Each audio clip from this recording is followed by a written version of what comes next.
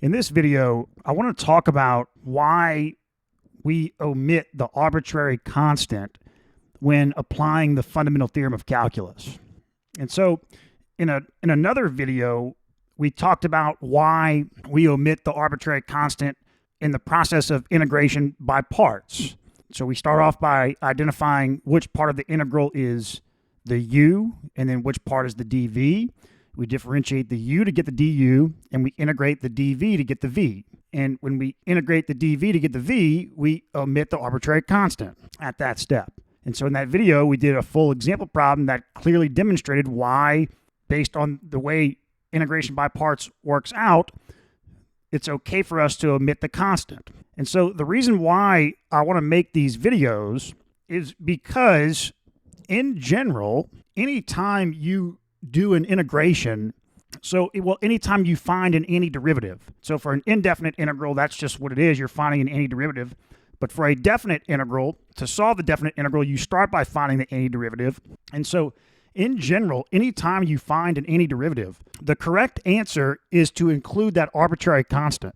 And so anytime you don't include the arbitrary constant when finding an antiderivative, you want to make sure that you're clearly aware of why you're omitting it. Like, you never just randomly decide to omit the arbitrary constant when it comes to finding an antiderivative. If you do that, then you won't have the correct answer. You'll be missing solutions. So yes, if you just find the capital F of X, that's not wrong.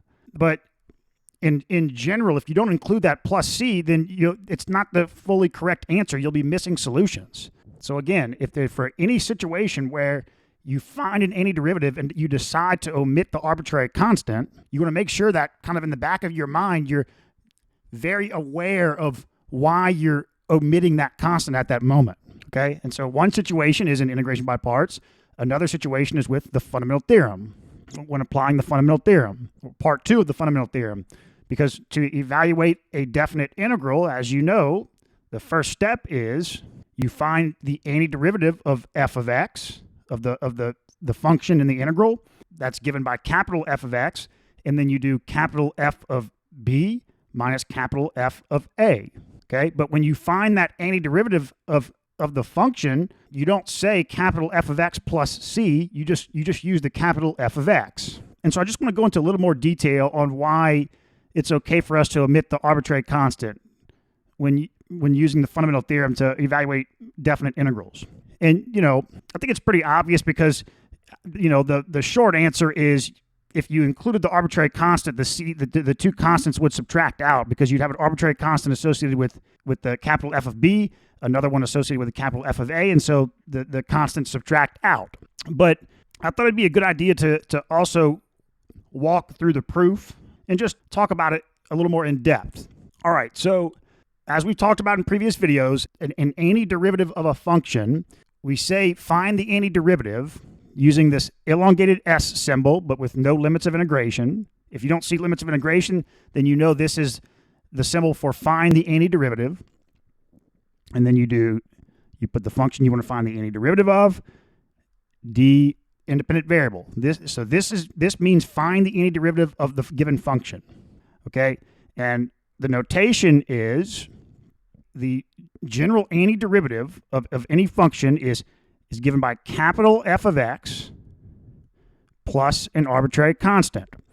And the way this works is this capital F of x, it's not like it just has to be one term, right? Like it's just like one term, 1/2 x cubed. It could be multiple terms. It could be a full expression with multiple terms plus e to the x or whatever, or whatever. The way it works, though, is that every single term in capital F of x is going to have at least like one x variable in it. You're not going to have any constant terms in this. You can have 3, 4, 5 terms or just one term, but every term is going to have an x in it, okay? But the way it works is this capital F of x is specific in the sense that if you take f prime of x, you get f of x. Okay. Now, but the idea is to make the antiderivative, to give the full scope of the antiderivative in the sense of what function or functions, when you take their derivative, give you f of x, what we do is we add a plus c to the, like this is like all on its own. You can think about like this is all on its own in one big parentheses. And then on the outside of that parentheses, you add a plus c. And what I mean by that is like you don't add the plus c into like, 1/2 x cubed plus e plus c to the x, No, it's like this capital F of x is completely on its own in its own separate bracket, to where if you take f prime of everything in that bracket, or take the derivative of everything in that bracket, you get f of x. And then to make it to make sure you include all functions whose derivative are f of x, you add a plus c. And that's the correct answer for it. The antiderivative of a function in general is a family of functions that are shifted. It's just vertically shifted from one another. Okay. And the reason why we don't have to include the plus c when finding the antiderivative to apply the fundamental theorem here is because it's not like we're not saying that you get the antiderivative and then you plug in b into one antiderivative and then you can subtract from a evaluated by any other antiderivative, right? It's not like we can do capital F of b plus c1 minus capital F of a plus c2. No, you're plugging it in to the same you're plugging b into the same antiderivative as you plug a into. Okay, and so with that, if we find the antiderivative of f of x, and here's in general, right? Like the idea is the fundamental theorem should work for any antiderivative that we pick. And so here are all of the possible antiderivatives. All right, so if we apply the fundamental theorem, we get f of b plus c minus f of a plus c. This is f of b plus c minus f of a minus c.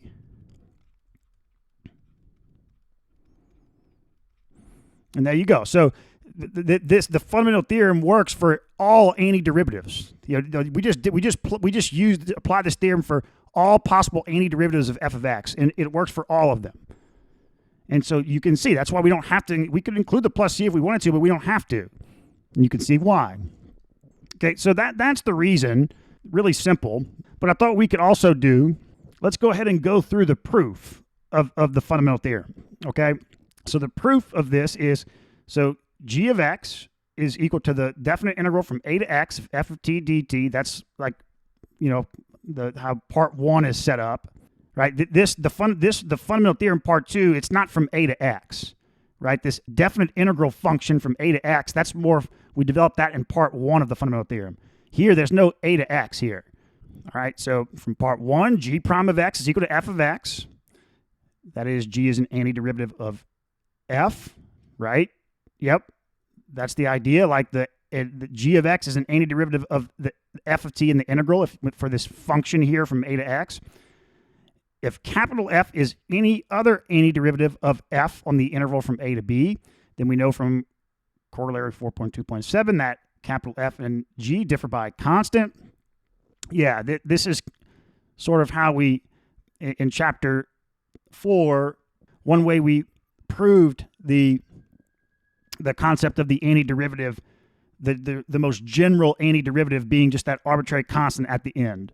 We use this corollary 4.2.7. So g of x is an antiderivative of the f of t, or the f of x in the integral. And so any other antiderivative of that f of t, we can say is just g of x plus a constant for x is between a and b. But both capital F and g are continuous on a to b. And so by taking the limits of both sides of equation 6, as x approaches a from the right and b from the left, we see that it also holds when x is equal to a and x is equal to b.